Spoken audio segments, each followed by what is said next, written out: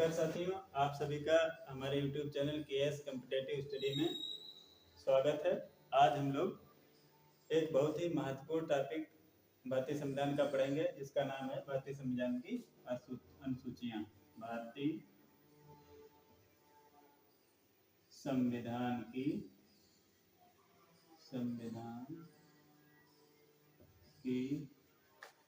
अनुसूचियां।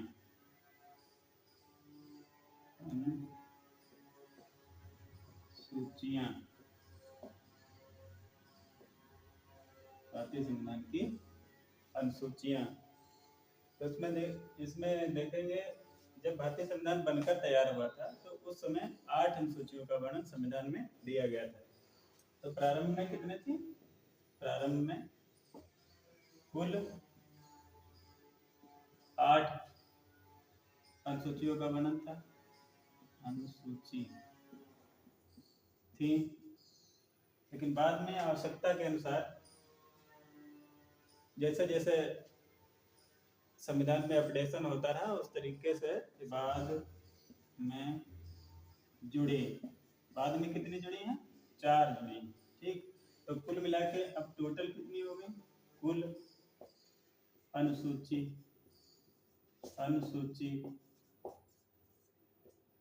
हो गई 12। तो वर्तमान में भारतीय संविधान में कितनी अनुसूचियां हैं? 12 अनुसूचियां हैं।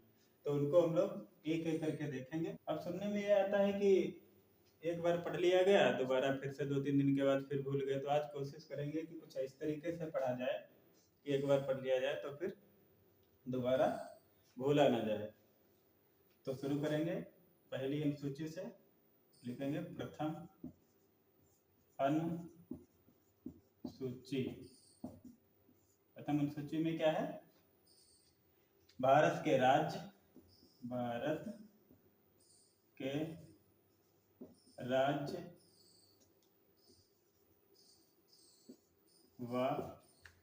केंद्र शासित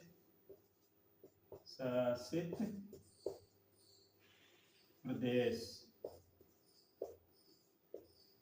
पहले में क्या है? प्रथम अनुसूची में भारत के राज्य व केंद्र शासित प्रदेश। प्रथम अनुसूची में भारत के राज्य और केंद्र शासित प्रदेशों की लिस्टिंग दी गई है। अब आगे देखेंगे दूसरी अनुसूची क्या है? द्वितीय अनुसूची। इसमें क्या दिया गया है? इसमें दिया गया है विभिन्न संवैधानिक पदों पर आसीन व्यक्तियों के वेतन और भत्ते। इसमें क्या दिया गया है? विभिन्न संवैधानिक पदों पर आसीन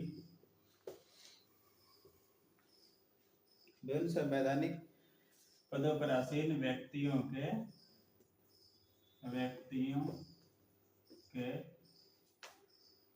वेतन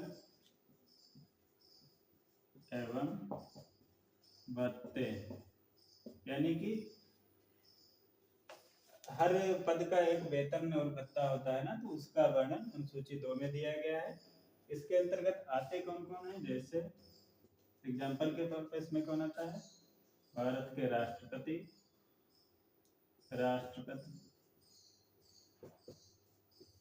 उपराष्ट्रपति,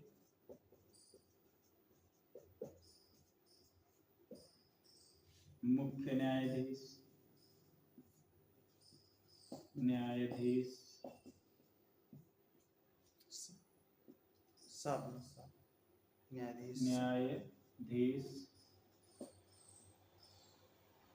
संसद सदस्य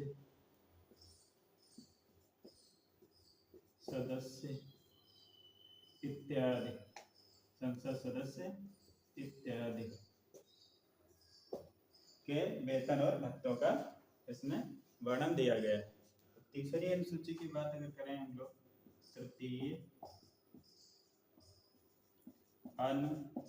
अनुसूची। इसमें क्या दिया गया है? इसमें शपथ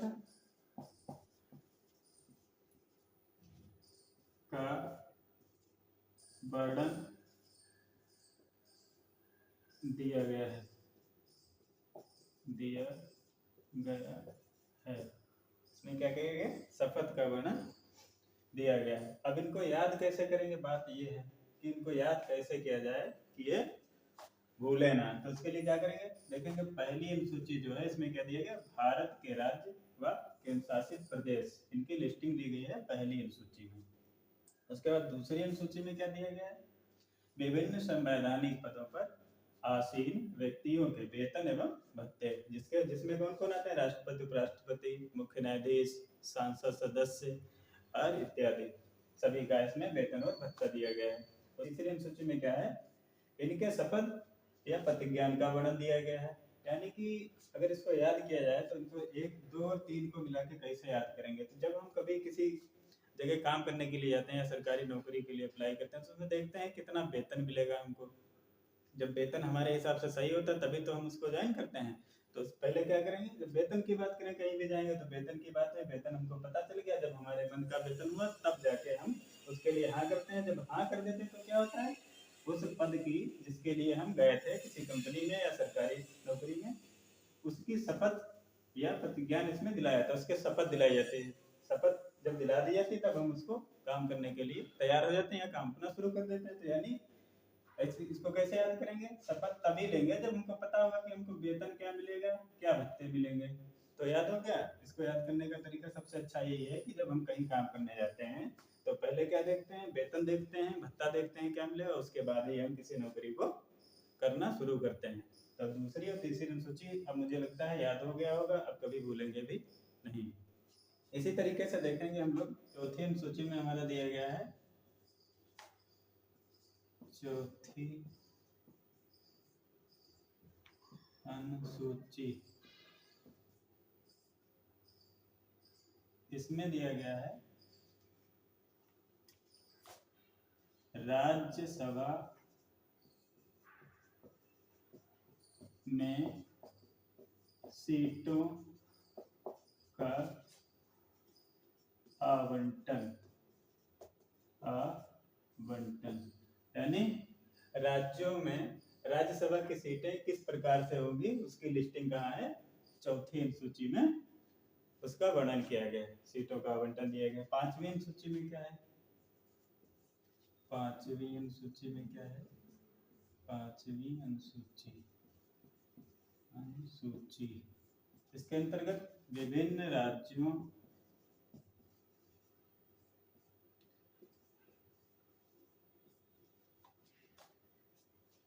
पांचवी अनुसूची में दिया गया है राज्यों में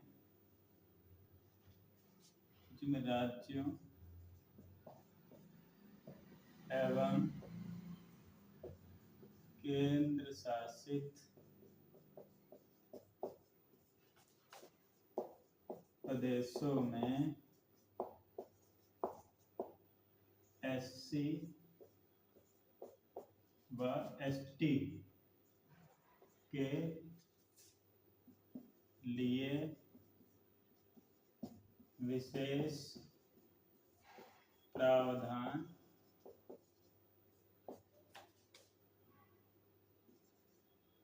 का वर्णन है इसमें।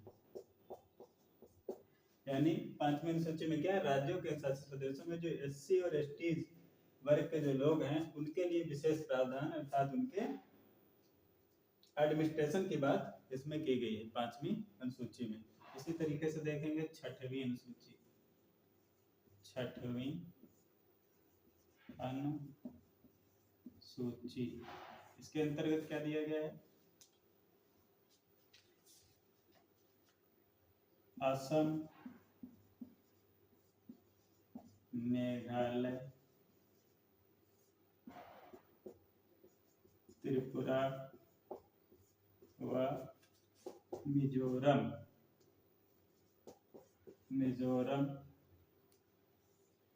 में अनुसूचित जनजाति ST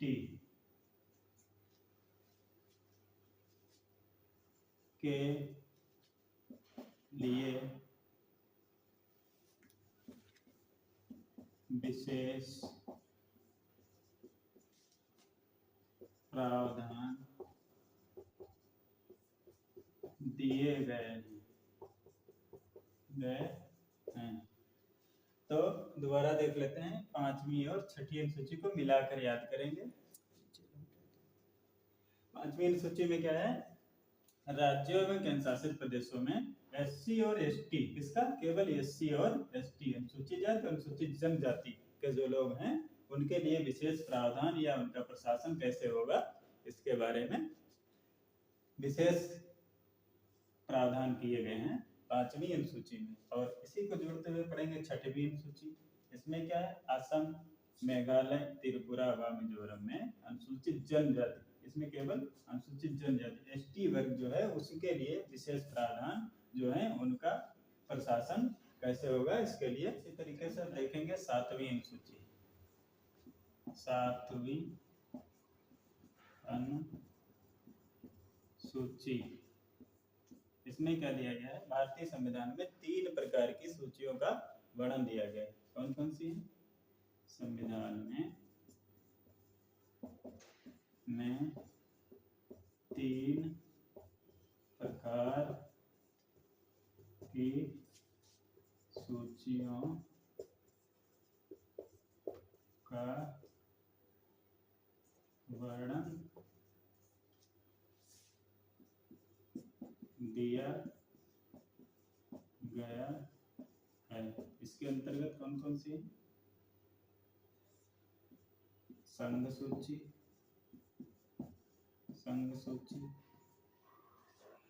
दूसरे नंबर पर है राज्य सूची,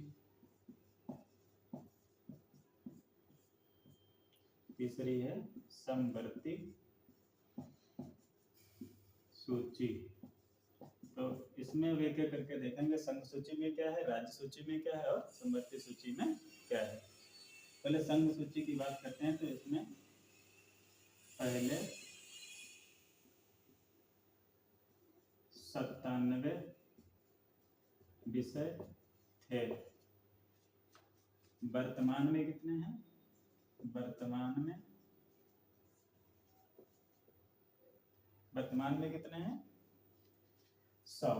वर्तमान में कितने 100 विषय इसमें दिए गए हैं, यानी कि इसमें क्या हुआ, 3 अन्य विषय बाद में जोड़ दिए गए आवश्यकता के अनुसार। और इसकी विशेषता क्या है, संघ सूची में इसमें नियम बनाने का अधिकार किसका होता है, केंद्र का होता है। अर्थात संघ सूची के जो 57 विषय पहले थे, वर्तमान में 100 हैं, इनके लिए जो भी प्रावधान है वो कौन कर सकता है, केवल और केवल केंद्र की सरकार यानी कि संसद। इसके अंतर्गत जो भी विषय दिए गए हैं उन पर नियम बनाने का अधिकार किसके पास है, संसद के पास है। अब आते हैं राज्य सूची की बात करते हैं। तो राज्य सूची में कितने विषय हैं, राज्य सूची में पहले थे 66 विषय थे। वर्तमान में कितने हैं, वर्तमान में 61 विषय, यानी इसमें से कुछ चीजें निकाल दी गई। इसकी अन्य विशेषता क्या है, राज्य सूची के विषयों पर नियम बनाने का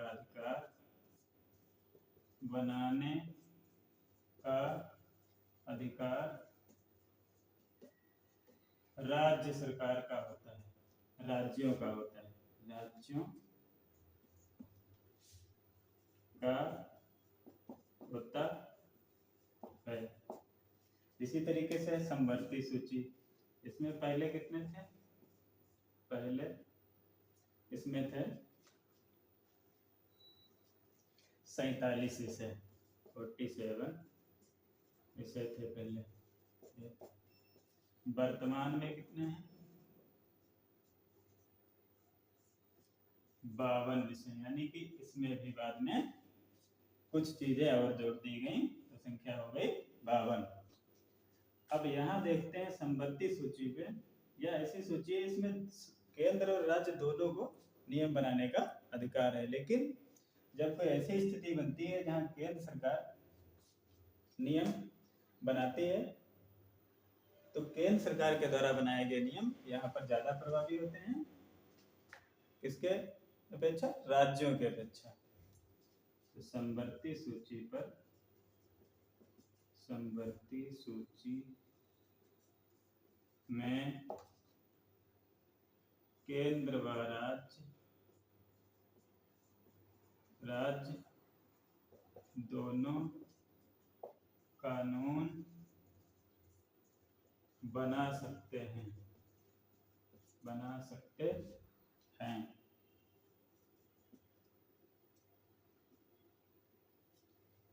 परंतु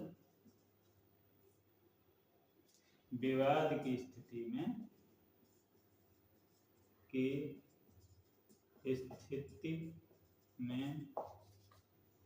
केंद्र के द्वारा बना कानून ही प्रभावी माना जाएगा। अर्थात माने संपत्ति सूची में नियम बनाने की शक्ति तो दोनों के पास है, केंद्र और राज्य दोनों के पास है, लेकिन जब कोई ऐसी स्थिति उत्पन्न हो जाती है जहां पर केंद्र के द्वारा या विवाद की स्थिति बन जाती है, वहां केंद्र के द्वारा बनाया गया नियम ही प्रभावी होता है, वहां पर राज्य के द्वारा बनाए गए नियम का कोई महत्व नहीं होता है। तो अब आप लोग समझ गए होंगे कि 7वीं अनुसूची को किस तरीके से याद करना है। एक बार दोबारा देख लेते हैं। संविधान में 3 प्रकार की सूचियों का वर्णन है, वो कौन कौन सी हैं? संघ सूची है जिसमें पहले कितने थे? 97 विषय थे। अब वर्तमान में इसमें कितने विषय हो गए हैं? 100। और इसमें नियम बनाने का अधिकार किसके पास होता है? केवल और केवल केंद्र के पास, यानी कि जो केंद्र में जो सरकार होती है वही नियम इसमें बनाती है, वही आगे चलकर प्रभावी होते हैं। और दूसरी क्या है? इसमें राज्य सूची है, इसमें पहले कितने विषय थे? 66 थे। वर्तमान में विषय इसमें कितने हैं? कम हो गए, 61 रह गए। और इसमें नियम बनाने का अधिकार राज्यों के पास होता है। और इसी तरीके से क्या है? संपत्ति सूची आती है। संपत्ति सूची में क्या है? संपत्ति सूची में नियम तो दोनों बना सकते हैं, केंद्र भी बना सकता है, राज्य भी बना सकता है, लेकिन जब विवाद की स्थिति आती है तो केंद्र के द्वारा बनाया गया नियम ही प्रभावी माना जाता है। इसमें विषय कितने हैं? पहले 47 थे, वर्तमान में इसमें कुल 52 विषयों की व्यवस्था की गई है। अब देखेंगे 8वीं अनुसूची। 8वीं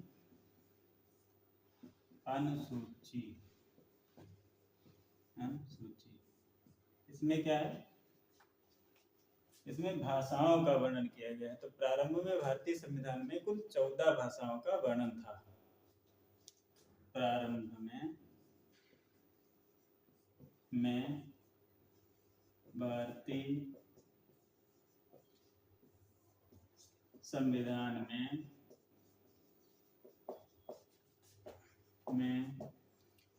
कुल 14 भाषाओं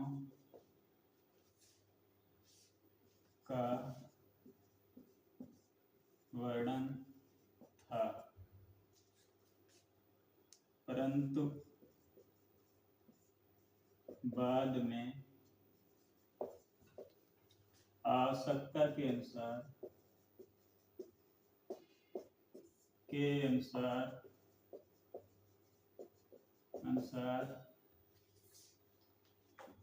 इसमें 8 अन्य भाषाओं को जोड़ा गया। वर्तमान में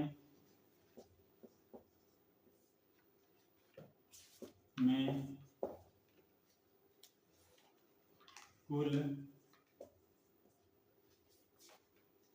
22 भाषाओं का वर्णन इस सूची में है।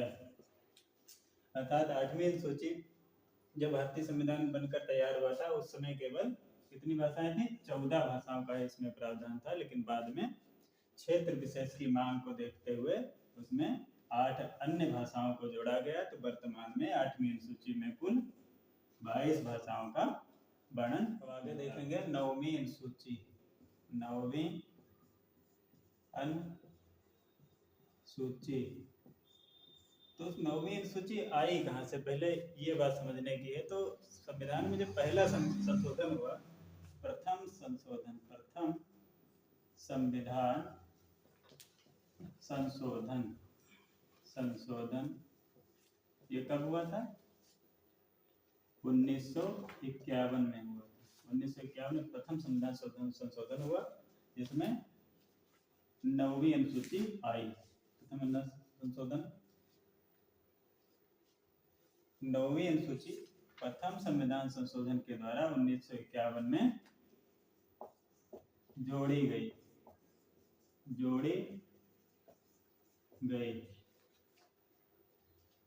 प्रारंभ में इसमें कुछ जरूरत के विषयों को रखा गया था, परंतु वर्तमान में इसमें 284 विषय हैं। विशेषता की बात करें, 9वीं अनुसूची की विशेषता क्या थी? विशेषताएं देखें तो इसमें क्या है? न्यायालय में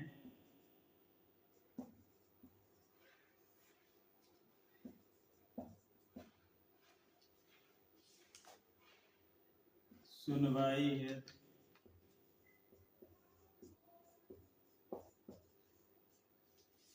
बाद दायर नहीं कर सकते। पहली विशेषता क्या है इसकी? प्रारंभ में जब ये सूची आई थी तो इसमें क्या था? इसमें रखे गए विषयों को न्यायालय में सुनवाई हेतु बाद दायर नहीं कर सकते थे, अर्थात इसमें रखे गए विषयों पर सुनवाई नहीं की जा सकती थी। दूसरी विशेषता क्या थी? परंतु वर्तमान में इसके दुरुपयोग को देखते हुए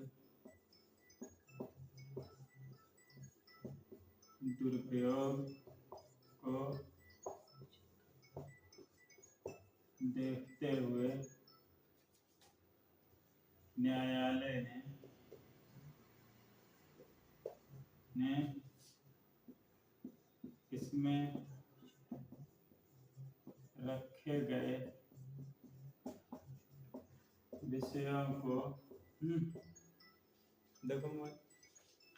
विषयों को न्यायालय में सुनवाई है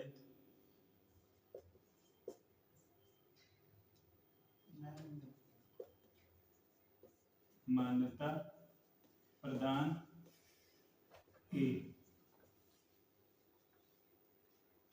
तो इसमें क्या है? 9वीं अनुसूची में प्रथम संविधान संशोधन कब हुआ? 1951 में। जोड़ी क्या गई? 9वीं अनुसूची जोड़ी गई। प्रारंभ में इसमें कुछ जरूरत के विषयों को रखा गया था, परंतु वर्तमान में इसमें 284 विषय हैं। इसकी विशेषता क्या है? इसमें रखे गए विषयों को न्यायालय में सुनवाई हेतु बाद दायर नहीं कर सकते। दूसरा क्या है? परंतु वर्तमान में इसके दुरुपयोग को देखते हुए न्यायालय ने इसमें रखे गए विषयों को न्यायालय में सुनवाई हेतु मान्यता प्रदान कर दी। आगे देखेंगे 10वीं अनुसूची। 10वीं अनुसूची इसको ये कब जोड़ी गई? 52वें संविधान संशोधन के द्वारा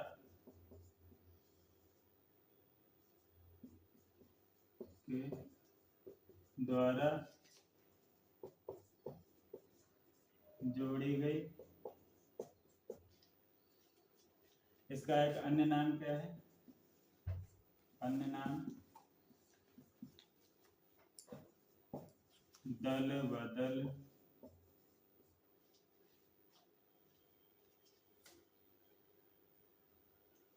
इसको अन्य नाम से जानते हैं, क्या है? दल बदल कानून के नाम से भी इसको जानते हैं। 10वीं अनुसूची जोड़ी कब गई? 52वां संविधान संशोधन कब हुआ था? संविधान संशोधन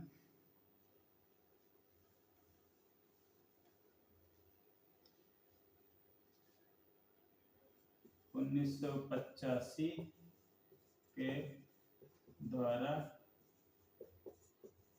जोड़ी गई। 10वीं अनुसूची 52वें संविधान संशोधन अधिनियम 1985 के द्वारा जोड़ी गई। इसका अन्य नाम क्या है? दल बदल कानून। इसमें क्या था?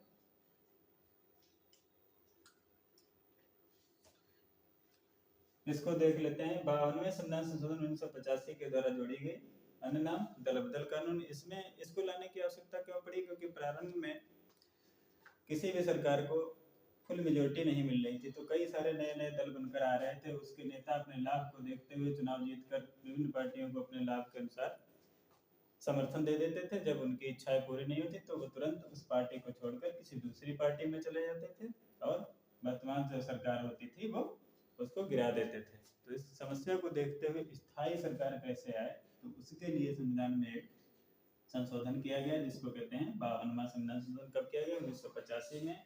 इसके अंतर्गत 9वीं अनुसूची जोड़ी गई। इसको दल बदल कानून के रूप में जाना गया। दल बदल क्यों कहा जाता है? इसमें जो भी इस सूची के अंतर्गत कोई भी नेता या संसद अगर किसी पार्टी से जीतता है और सरकार बनने के बाद वह बिना किसी परमिशन के दूसरी पार्टी में चला जाता है या समर्थन दे देता है, तो ऐसी स्थिति में उसकी सदस्यता रिक्त मानी जाती है। इसलिए इसको दल बदल कानून। आगे देखेंगे 11वीं अनुसूची। यह कैसे आए? तो 11वीं अनुसूची 73वें संविधान संशोधन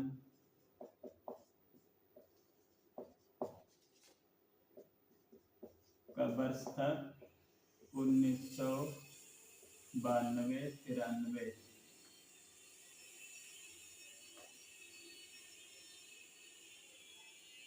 में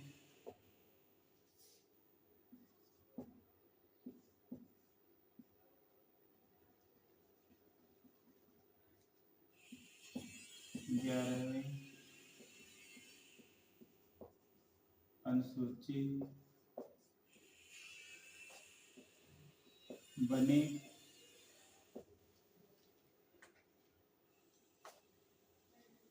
इसके अंतर्गत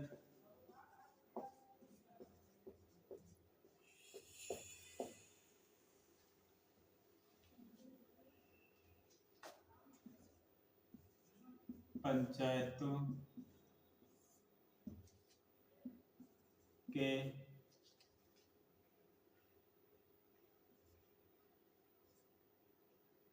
प्रशासन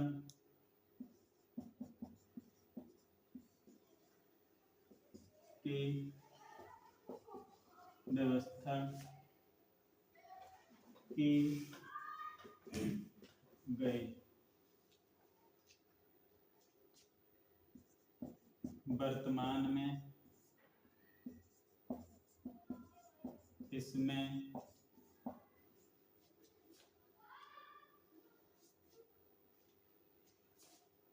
29 कार्यों का वर्णन दिया है। अर्थात 11वीं अनुसूची कब आई? जब 73वां संविधान संशोधन 1992-93 में किया गया। 11वीं अनुसूची बनी। इसके अंतर्गत पंचायतों के प्रशासन की व्यवस्था की गई और इसमें कुल 29 कार्यों का वर्णन दिया गया। अर्थात पंचायतों से संबंधित जो 29 कार्य हैं, इनका प्रावधान 11वीं अनुसूची के अंतर्गत हमें देखने को मिलता है। आगे देखेंगे 12वीं अनुसूची। 12वीं अनुसूची ये कब आई? 74वें संविधान संशोधन वर्ष 1992-93 के द्वारा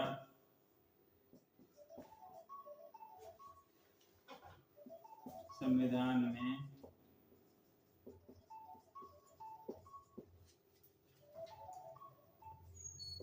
जोड़ी गई। 12वीं अनुसूची 74वें संविधान संशोधन वर्ष 1992-93 के द्वारा संविधान में जोड़ी गई। प्रावधान क्या है इसमें? प्रावधान क्या है इसमें? इसमें नगर प्रशासन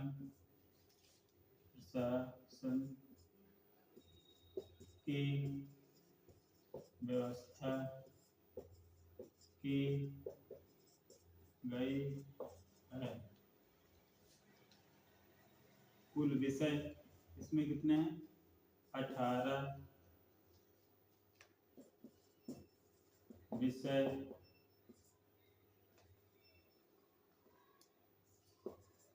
इसके अंतर्गत रखे गए हैं। इसको देख लेते हैं।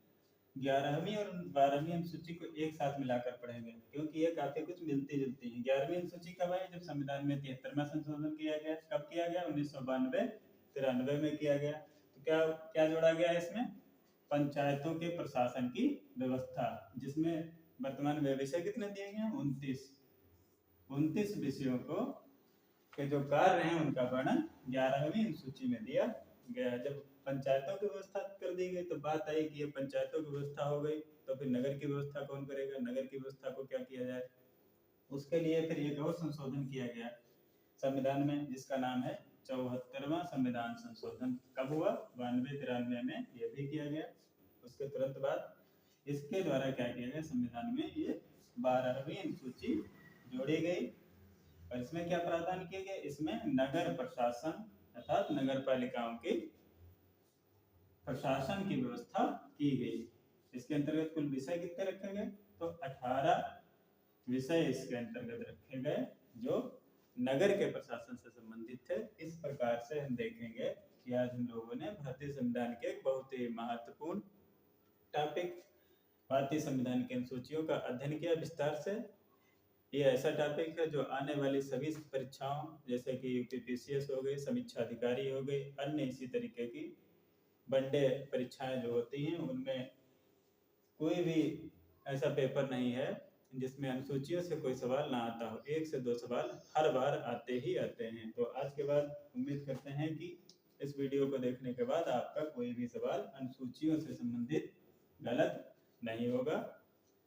अगर आपको ये वीडियो अच्छा लगा हो तो सब्सक्राइब करें और अपने दोस्तों को शेयर करें। धन्यवाद।